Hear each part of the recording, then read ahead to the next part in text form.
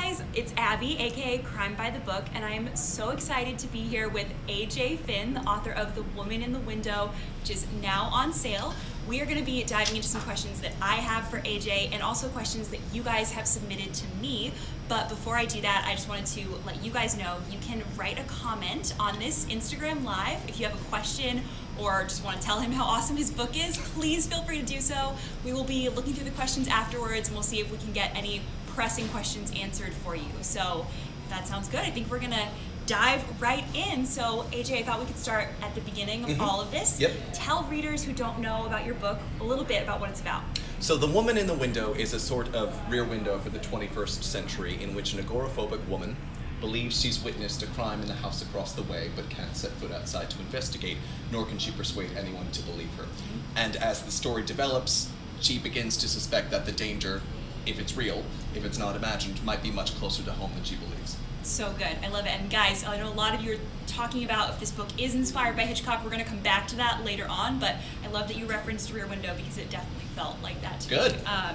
So this is actually your debut novel. It is, yes. Congratulations. Thank you. Could you tell us a little bit about when you first decided to start writing The Woman in the Window? So, actually, I have a question for you. Should I be... This is my first Instagram Live. Whatever. Do I... Whatever you prefer. You can talk to me, you can talk to them. I might talk to everyone. Talk to everyone. I, like many young people back when I was a young person who studied English at university level and then as a graduate student at Oxford, had a notion that I might one day write a book, but I didn't have a story. And I do have a sort of built-in resistance to novels written by anyone under the age of 30, simply because these individuals, no matter how talented, generally haven't lived much, so they're probably not going to write anything especially resonant unless you're, Malala and writing your autobiography. She gets a pass. It wasn't until 2012 when Gillian Flynn published Gone Girl and inducted this global readership into what we now term psychological suspense that it occurred to me I might actually have a book in me. Prior to that, for the longest time, the market had been dominated by serial killer thrillers by the likes of Thomas Harris and James Patterson and Patricia Cornwell, and I enjoy those, but I didn't have one in me. Yeah. Then Gillian Flynn changed the game. The problem was I still didn't have a story. And as a publisher, I worked as a publisher for 10 years. I can usually tell when an author is faking it or when they're forcing it. And there's nothing wrong with that. I published plenty of forced books over the course of my career, but I did not want to produce one myself. Yeah. A couple of years later, The Girl on the Train was published, and its success confirmed that this genre was not a passing fad. It wasn't a mere vogue. It was a kind of literature that was here to stay. I still didn't have a story. And it wasn't until summer 2015 when I was watching Rear Window in my apartment in Chelsea, and I saw a neighbor flick her light on across the street, and I started to scrutinize her, that it occurred to me there might be something here. Wow. So how quickly did the story develop once you had that? Almost instantly, actually. Really? And I'd always assumed that if I were to write a book, the plotting would take me some time and the writing would prove no issue. Yeah. It was the opposite. The plot came together very quickly, sloshed around in my head for about 48 hours. The writing, on a sentence level, proved tougher. That's so interesting. So this was really your first idea for a complete novel. Yep. That's Yep, incredible. my first baby. Yep. That is incredible. And so now that you are a published author, what's been the most exciting part of the process for you? The most gratifying part of the process by far has been hearing from readers. It's quite surreal, almost disembodying, to think that words I wrote could not only be read by someone whom I don't know, but might resonate with them, might make some sort of impact. I find that, as I said, tremendously gratifying. I've loved it. I've also loved meeting people, my publishers and others from around the world, all of whom speak better English than I do. It's intimidating. And I think we should also note, he's being very humble. He just found out I did. Book. You want to share it? Oh, go for it. This book is a #1 New York Times bestseller, It which is. is absolutely incredible. So congratulations. Thank you. He's Thank being very you. humble, but congratulations. That's amazing. I'm pretty excited. It's amazing. Thanks. So circling back to Hitchcock, which you mentioned before, I know that I certainly felt the influence or Hitchcockian kind of theme to your book. I know lots of readers have talked to me about how they felt the same, and we all loved it. Was this an intentional kind of source of inspiration? Absolutely. I grew up down the block from an art house cinema, and every weekend the managers would host film noir retrospectives and Hitchcock marathons and classic movie nights, and I steeped myself in all of it. And I remember one night when I was about 16 watching the movie Scream by Wes Craven, which is a very, Love Scream. very intense horror film. It's well done, but it is Yeah. brutally violent, It really is. graphic. And the night after, I watched Psycho for the first Mm-hmm. time. And Psycho is not brutally violent. It is not graphic. There's that infamous shower sequence, which comprises, I think, 52 shots, but in none of them do you see the knife puncturing flesh. Yeah. And it astounded me that a film without violence, without explicit violence or graphic content, could induce in me the same fear and terror that the much bloodier and more brutal Scream did.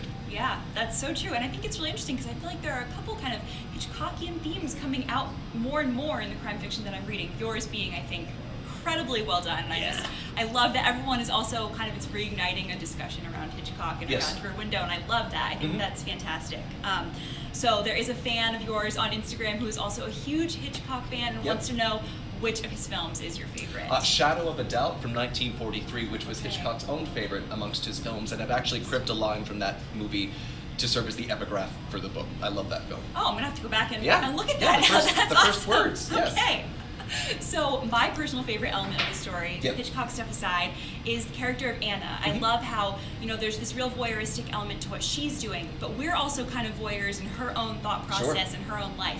And I wondered, how did you get into her head? How did you develop this character? How did you meet Anna? It sounds really precious, if not pretentious, but she sort of strode into my brain. There were two things I'd like to say about Anna. The first is I was quite keen to create a female character, and the character is incidentally female, that's just how she presented herself to me. I was quite keen to create a female character who, unlike many heroines in genre fiction, is not obsessed with men, or fretting about men, or relying upon men, or whining about men. It's quite frustrating as a reader of this genre, and you might well agree, to come across so many disempowered women. Yeah. Most women are not like that. Most women are more than a match for the men in their lives. This, I think, is why Elizabeth Salander from The Girl with the Dragon Yep. Tattoo Yeah. and Amy Dunn from Gone Girl made such an impact. Yeah. Women are powerful. They can be in control. What I like about Anna, despite the fact that she's a hot mess, albeit a mess of her own making, is that throughout the course of the book, she's no damsel in distress. She identifies an inquiry, pursues an investigation, tests her limits, all without the help of a man or without anyone. So that's the first thing I like about this character. The second thing is what I see as her depth, her texture. Shortly before I started writing this book, I was diagnosed with bipolar disorder, and this came after about 15 years of struggle with severe clinical depression. Then my diagnosis was corrected, and quite quickly thereafter I felt significantly improved to the point where I wanted to write a book. No one wants to read about depression because it's depressing, but create a character through whom you can explore that and package her in a thriller, and suddenly it's much more accessible, suddenly it's much more palatable. I think that's one of the great things about crime fiction is how there are these topics that can be explored Absolutely. in an entertaining Yep. way. And you can pick up on them or you can't. You can read Gone Girl, for example, on the superficial level and enjoy the twists and turns and the reversals and about faces, or you can scratch the surface and hear some pretty controversial and provocative things about Absolutely. misogyny and matrimony.